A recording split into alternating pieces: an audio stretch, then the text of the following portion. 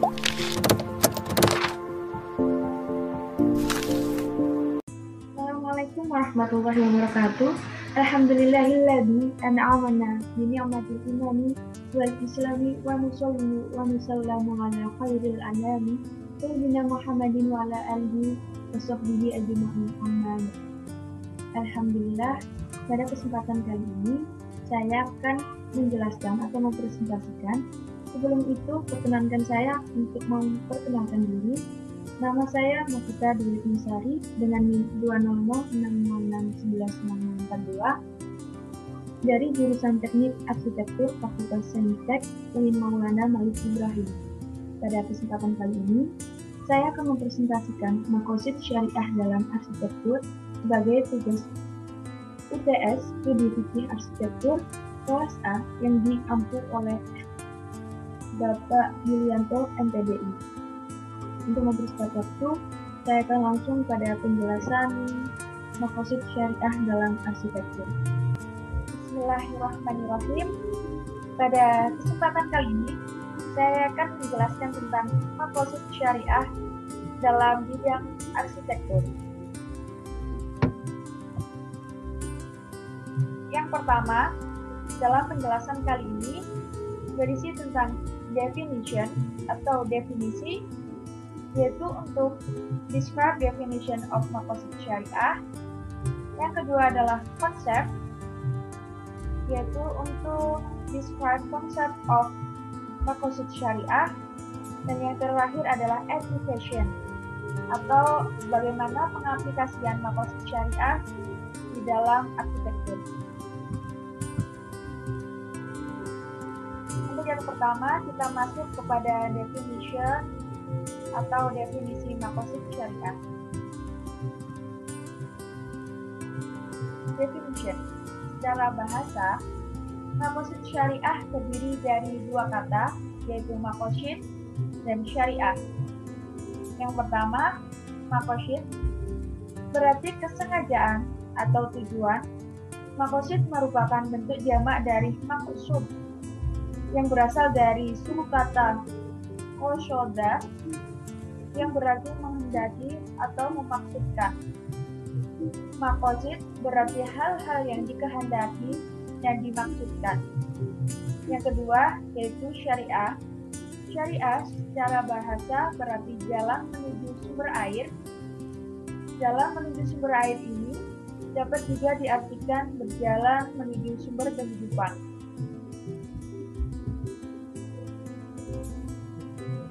Di dalam Al-Quran, Allah Subhanahu wa Ta'ala menyebutkan di dalam surat Al-Jasiyah dan Asy-Syura. Yang pertama, di dalam surat Al-Jasiyah, yang artinya, kemudian kami jadikan kamu berada di atas suatu syariat atau peraturan dari urusan agama itu. Maka ikutilah syariat itu dan janganlah kamu ikuti hawa nafsu orang-orang yang tidak mengetahui. Yang kedua adalah surat Asy-Syura yang artinya dia telah mensyariatkan bagi kamu tentang agama apa yang telah diwasiatkannya kepada Nuh dan apa yang telah kami wahyukan kepadamu dan apa yang telah kami wasiatkan kepada Ibrahim, Musa, dan Isa, yaitu tegakkanlah agama dan janganlah kamu berpecah belah tentangnya. Selanjutnya, dari definisi sebelumnya dapat disimpulkan bahwa syariat sama dengan agama. Namun dalam perkembangan sekarang terjadi reduksi muatan arti syariat. Akidah misalnya tidak masuk dalam pengertian syariat. Syekh Muhammad Syar'al misalnya sebagaimana yang dikutip oleh As-Safri Jaya Bakti dalam bukunya yaitu Konsep Maqasid Syariah. Menurut Al-Syatibi mengatakan bahwa syariat adalah aturan-aturan yang diciptakan oleh Allah Subhanahu wa Ta'ala untuk dipedomani oleh manusia dalam mengatur hubungan dengan Tuhan, dengan manusia, baik sesama muslim maupun non-muslim, alam, dan seluruh kehidupan. Menurut Asy'ari Jayapati bahwa pengertian maqasid syariah secara istilah tidak ada definisi khusus yang dibuat oleh para ulama usul fikih.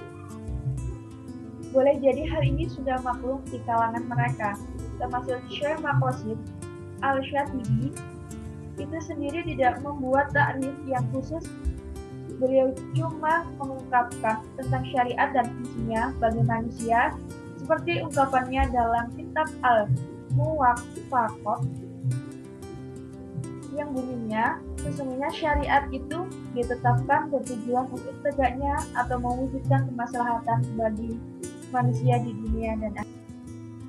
Dari ungkapan Al-Syatibi yang dikutip oleh Asy'ari Jayapati, bisa dikatakan bahwa Al-Syatibi tidak mendefinisikan maqasid syariah secara komprehensif, cuma menegaskan bahwa doktrin maqasid al-syariah adalah satu, yaitu maslahah atau kebaikan dan kesejahteraan umat manusia baik di dunia maupun di akhirat. Maslahah atau kemaslahatan dalam artian yaitu kegunaan, kebaikan, dan manfaat untuk umat manusia yang harus dilakukan di dunia maupun di akhirat. Dari penjelasan di atas, memang tidak ada satu ketegasan tentang definisi maqasid syariah, namun demikian ada sebagian ulama mendefinisikan maqasid syariah sebagaimana yang disimpulkan oleh Profesor Dr. Nawir Muslim MA, yaitu maqasid syariah secara umum adalah kemaslahatan bagi manusia dengan memelihara kebutuhan daruriyat mereka dan menyempurnakan kebutuhan hajiyat dan tahniat mereka.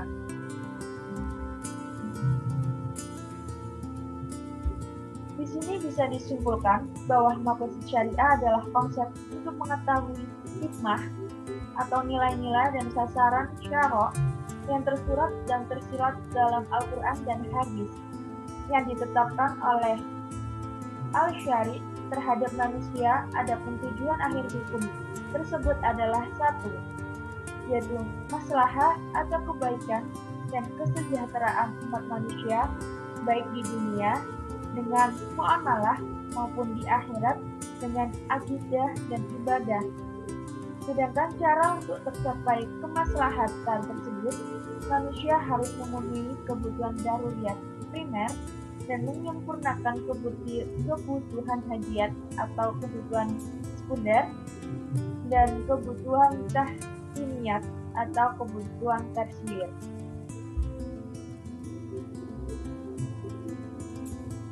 Setelah definisi, kita akan masuk ke konsep yang akan menjelaskan tentang bagaimana konsep maqasid syariah dalam arsitektur. Ibnu Qayyim menjelaskan bahwa tujuan hukum Islam adalah untuk mewujudkan kemaslahatan hamba dunia dan akhirat. Menurutnya, seluruh hukum itu mengandung keadilan, rahmat, kemaslahatan, dan hikmah. Jika keluar dari keempat nilai yang dikandungnya, maka hukum tersebut tidak dapat dinamakan hukum Islam. Ada hal senada juga dikemukakan oleh Al-Syatibi.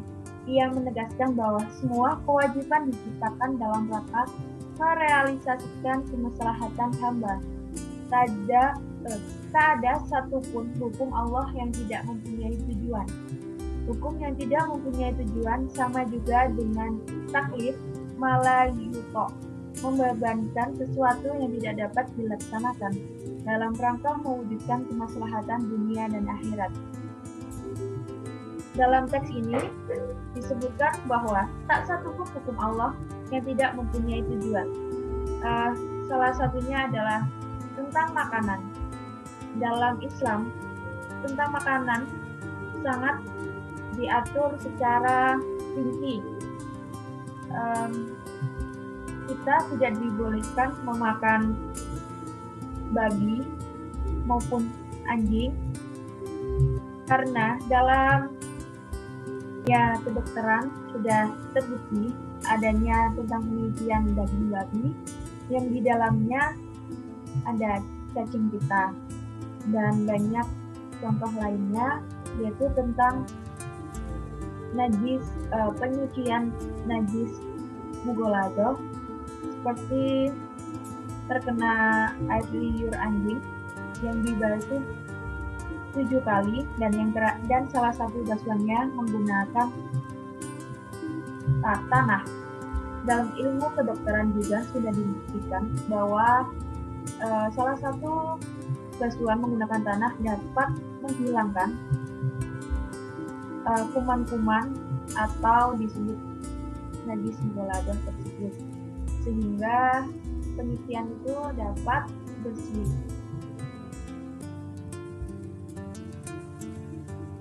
Yang selanjutnya, maka para ulama usul fikih merumuskan tujuan hukum Islam tersebut ke dalam 5 misi. Semua misi ini wajib dipelihara untuk melestarikan dan menjamin terwujudnya kemaslahatan. Kelima misi maqasid al-syariah atau maqasid al-khamsah dimaksud adalah memelihara agama, jiwa, akal, keturunan, dan harta.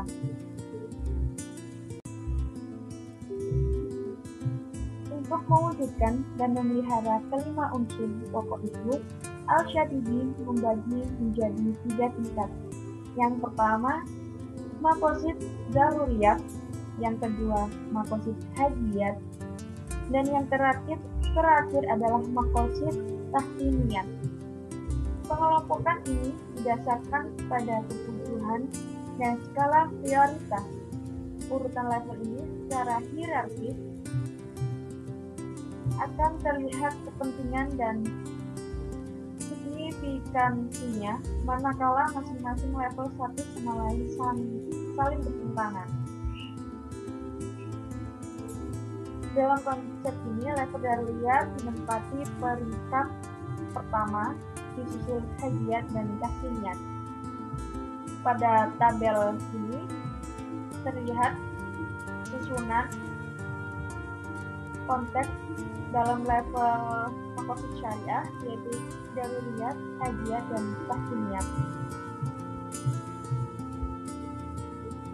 Level daruriyat adalah memelihara kebutuhan yang bersifat esensial. Nah, di sini kata esensial saya beri warna yang berbeda karena masih jarang dipakai, yang artinya adalah hal yang sangat mendasar atau hal yang mendasari dalam suatu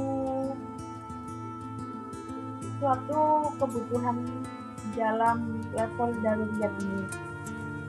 Yaitu bila kebutuhan ini tidak dapat terpenuhi akan mengancam eksistensi kelima tujuan di atas.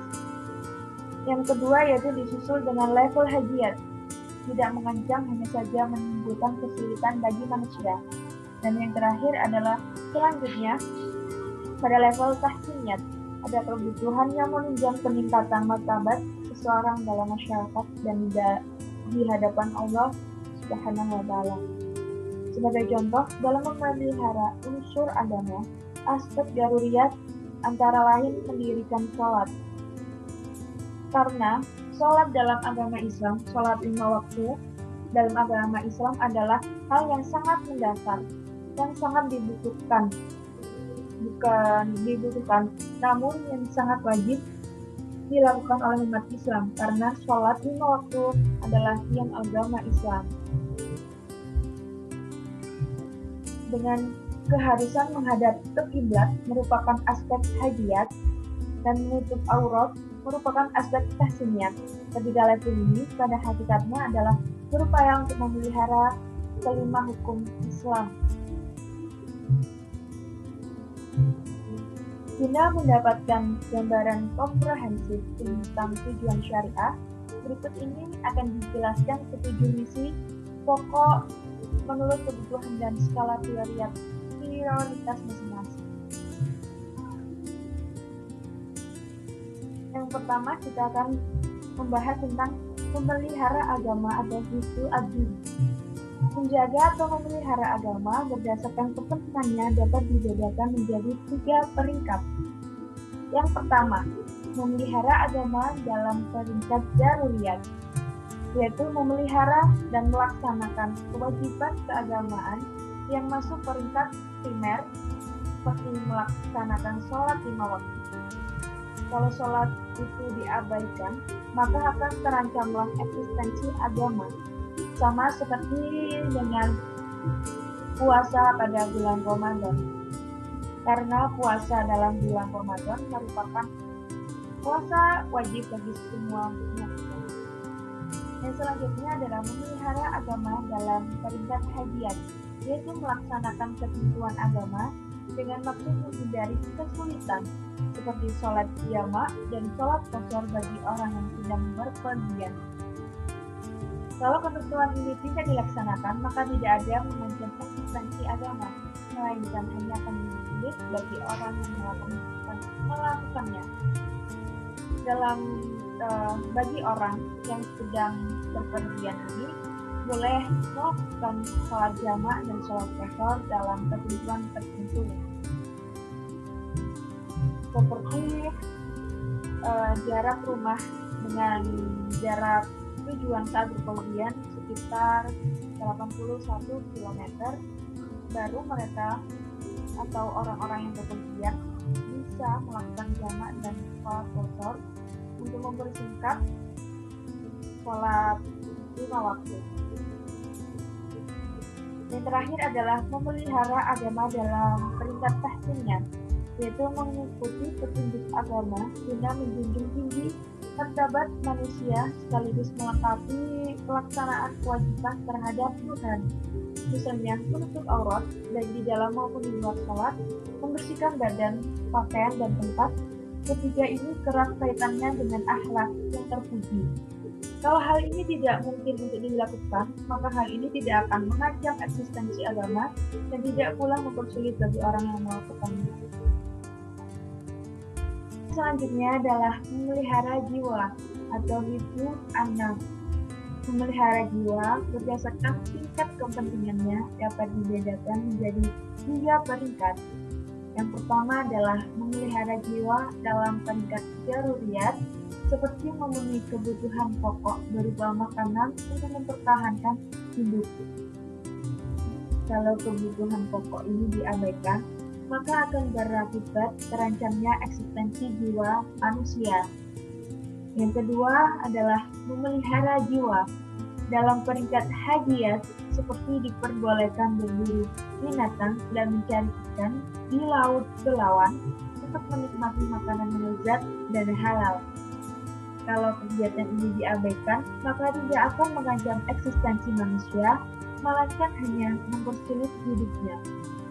Yang ketiga adalah memelihara dalam tingkat tahsiniyat, seperti ditetapkannya tata cara makan dan minum. Kegiatan ini hanya berhubungan dengan kesopanan dan etika. Sama sekali tidak akan mengancam eksistensi jiwa manusia ataupun mempersulit kehidupan seseorang. Setelah memelihara jiwa, yang ketiga adalah memelihara akal atau hifdzu al-aql.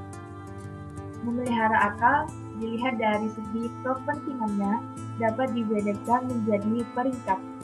Untuk yang pertama adalah memelihara akal dalam peringkat daruriyat, seperti diharamkannya meminum minuman keras.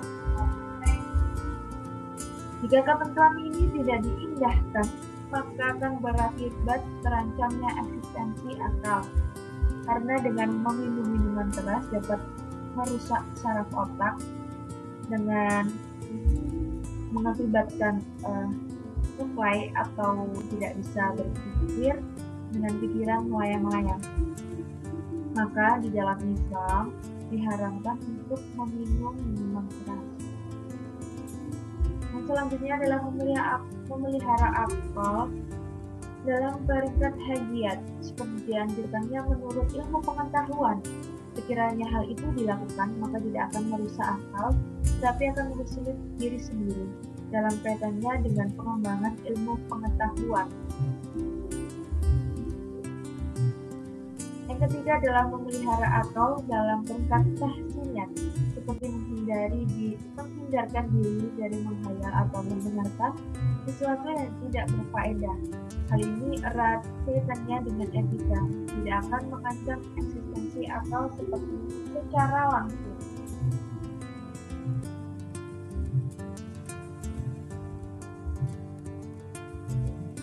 Selanjutnya yang keempat adalah memelihara keturunan atau suku anas. Memelihara keturunan ditinjau dari segi tingkat kebutuhannya dapat dibedakan menjadi 3 peringkat. Yang pertama yaitu memelihara keturunan dalam peringkat daruriyat, seperti diisyaratkan menikah dan dilarang berzina. Kalau kegiatan ini diabaikan, maka eksistensi keturunan akan terancam. Dengan sekarang maraknya berzina di kalangan muslim atau di Indonesia, hal ini dapat mengakibatkan atau merugikan diri sendiri atau dengan merugikan sosial kemasyarakatan dalam kehidupan orang yang melakukannya. Contohnya dalam merugikan diri sendiri adalah dengan berzina dapat mengakibatkan penyakit yang diderita yaitu penyakit lama. Dalam kehidupan sosial, bisa saja orang yang berzina dianggap remeh atau orang yang rendah karena melakukan sesuatu yang dilarang oleh agama. Yang selanjutnya adalah memelihara keturunan dalam peringkat hajiat, seperti ditetapkannya ketentuan menyebutkan mahar bagi suami pada waktu akad nikah dan diberikan hak talak kepadanya. Jika mahar itu tidak disebutkan pada waktu akad, maka suami akan mengalami kesulitan karena ia harus membayar mahar nis. Sedangkan dalam kasus talak, suami akan mengalami kesulitan jika ia tidak menggunakan hak talaknya. Padahal situasi rumah tangganya tidak harmonis. Yang terakhir adalah memelihara keturunan dalam peringkat tahsiniyat, seperti disyariatkan khitbah atau walimah dalam perkawinan. Hal ini dilakukan dalam rangka melengkapi kegiatan perkawinan. Jika hal ini diabaikan, maka tidak akan mengancam eksistensi keturunan dan tidak pula mempersulit orang yang melakukan perkawinan. Selanjutnya adalah yang kelima. Dilihat dari segi kepentingannya, memelihara harta dapat dibedakan menjadi 3 peringkat. Memelihara harta dalam peringkat daruriyat, seperti syariat tentang tata cara pemilikan harta, larangan mengambil harta orang lain dengan cara yang tidak sah. Apabila aturan itu dilanggar, maka berakibat terancamnya eksistensi harta. Contohnya pengambilan harta orang lain dengan cara yang tidak sah, yaitu dengan cara mencuri. Dapat mengancam eksistensi harta karena harta itu adalah hak orang lain. Jika ada seseorang yang mencurinya, akan mendapat hukuman yang setimpal dengan apa yang dilakukan. Yang selanjutnya adalah memelihara harta dalam peringkat hadiah, seperti syariat tentang jual beli dan dengan cara salam. Apabila cara ini tidak dipakai, maka tidak akan terancam eksistensi harta, melainkan akan mempersulit orang yang memerlukan modal. Yang terakhir adalah memelihara harta dalam peringkat tahsiniyat, seperti ketentuan tentang menghindarkan diri dari pengecohan atau penipuan. Hal ini erat kaitannya dengan etika bermuamalah atau etika bisnis. Hal ini juga akan mempengaruhi kepada sah tidaknya jual beli itu. Sebab peringkat yang ketiga ini juga merupakan syarat adanya peringkat yang kedua dan yang pertama. Di dalam Islam juga, dalam hal bisnis atau jual beli juga sudah diatur secara rinci. Yang selanjutnya adalah application. Let's start with the application of maqasid syariah. Dalam konteks yang ketiga ini, kita akan membahas tentang aplikasi, bagaimana aplikasi maqasid syariah di dalam bidang arsitektur. Di sini akan dijelaskan dari beberapa hal yang sangat mendasar di dalam bidang arsitektur. Di konsep penerapan maqasid syariah dalam arsitektur yaitu ada 7. Penerapan maqasid syariah dapat dilihat dari keterkaitannya maqasid syariah dalam kehidupan masyarakat, terutama dalam aspek arsitektur. Aspek arsitektur ini yaitu khususnya pada bangunan Islam. Dalam arsitektur terdapat prinsip-prinsip dalam perancangan, dalam beraktivitas maupun termasuk dalam merancang. Seseorang arsitek muslim harus selalu berpegang kepada Al-Quran dan As-Sunnah. Hasil rancangannya memberikan manfaat. Nah, di dalam bidang arsitektur pula, pada Al-Quran dan As-Sunnah sudah dibahas bagaimana seharusnya seorang arsitek muslim dalam melakukan rancangan bangunan. Oleh karena itu, dalam merancang mestinya seorang arsitek mengacu kepada prinsip-prinsip dalam merancang arsitektur. Prinsip-prinsip tersebut dapat kita temukan kesesuaiannya dengan nilai-nilai Islam sebagai berikut. Hal-hal yang sangat dasar dalam maqasid syariah pada bidang arsitektur ini ada 7 yang disebutkan dalam prinsip-prinsip penerapan maqasid syariah di dalam arsitektur. Yang pertama ada fungsi, yang kedua bentuk, yang ketiga adalah teknik, keempat keselamatan, kelima kenyamanan, keenam konteks, dan ketujuh adalah efisien.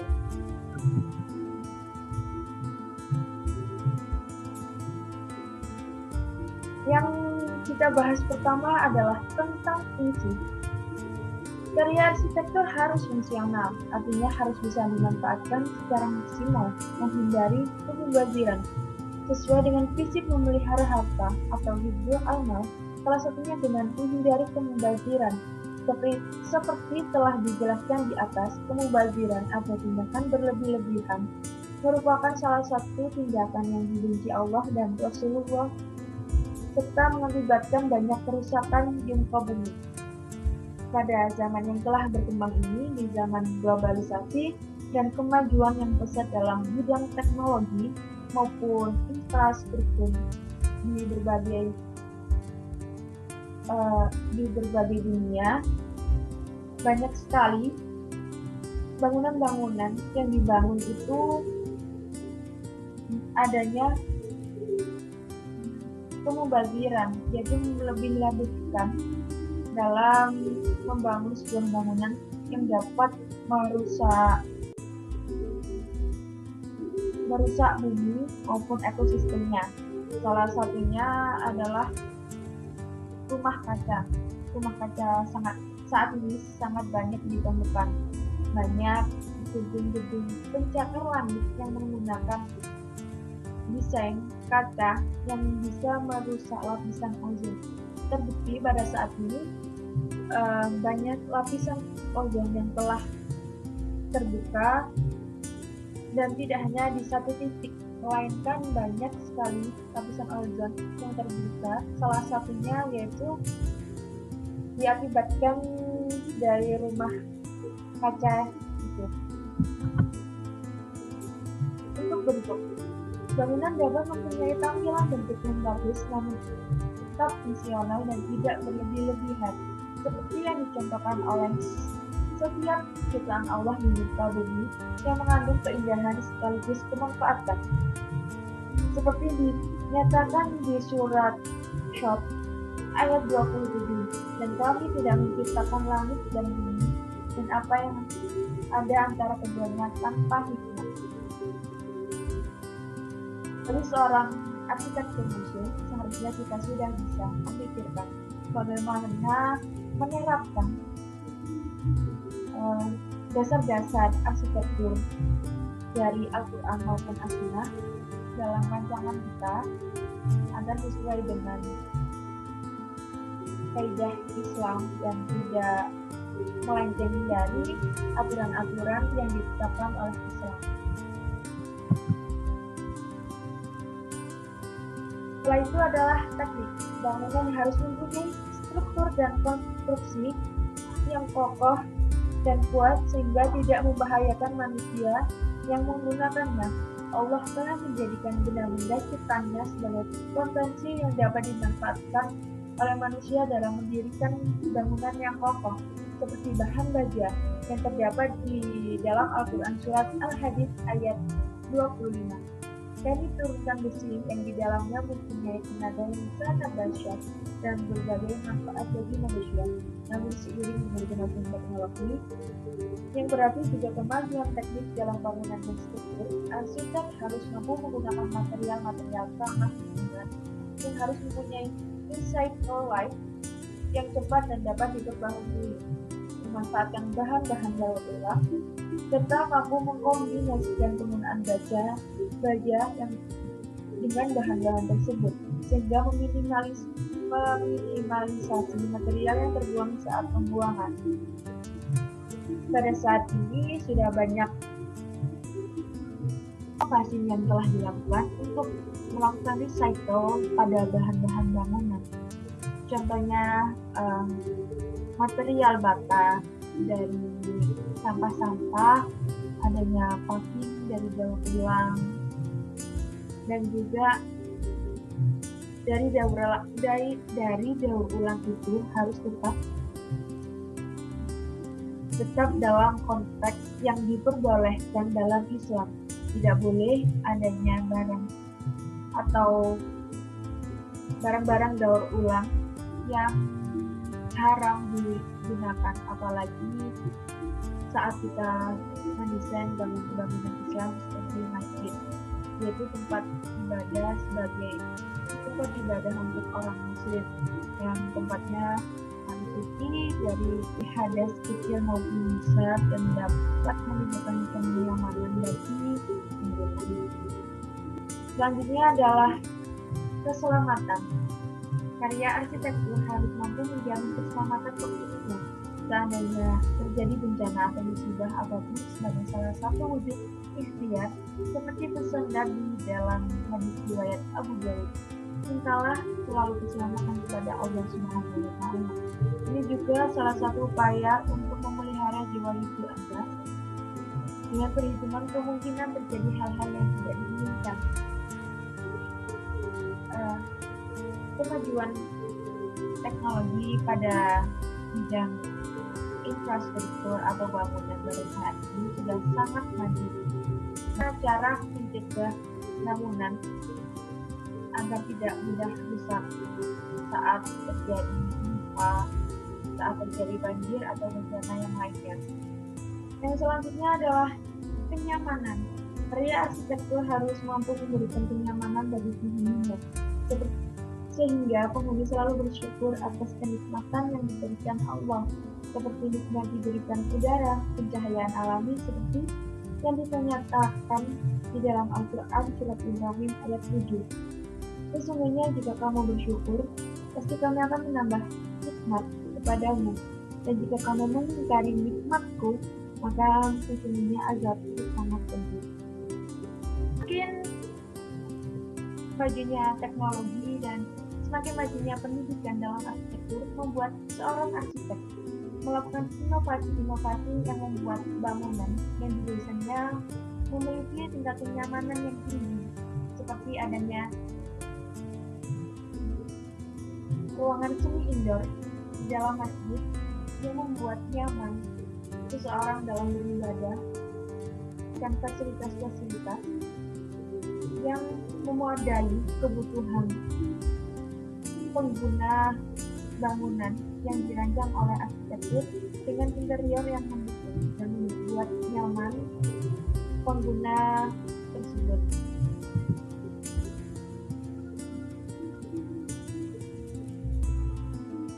Selanjutnya adalah tentang konteks. Karya arsitektur harus mampu menyatu dengan lingkungan di mana arsitektur itu didirikan. Artinya tidak merusak lingkungan alam maupun lingkungan buatan. Hal ini dinyatakan di dalam Al-Quran surat Al-Qasas ayat 77, dan janganlah kamu berbuat kerusakan di muka bumi, sesungguhnya Allah tidak menyukai orang-orang yang berbuat kerusakan. Jika seorang arsitek menerapkan prinsip ini dengan benar, maka ia telah memelihara jiwa atau hidup an-nas dan memelihara keturunan hidup an-nas, seluruh makhluk hidup, manusia, hewan, dan tumbuhan. Karena jika alam dirusak, maka keseimbangan ekosistem pun ikut rusak. Selanjutnya adalah efisien. Karya arsitektur harus efisien, misalnya dengan prinsip luxurious in simplicity, artinya mewah dalam desain tapi murah dalam pendanaannya, sehingga menghindari pemubaziran. Hal ini termasuk dalam memelihara harta hidup al-mal daripada bermegah-megahan. Lebih baik harta digunakan untuk zakat, infak, dan hal yang lain yang lebih bermanfaat. Sesungguhnya pemboros-borosan itu adalah saudara-saudara syaitan, dan syaitan itu adalah sangat berat kepada Tuhan. Baik, itulah penjelasan bagaimana tentang penerapan makosid syariah di dalam arsitektur yang telah dijelaskan dari definisi, lalu konsep, dan pengaplikasiannya. Bila ada salah kata, mohon maaf. Wassalamualaikum warahmatullahi wabarakatuh.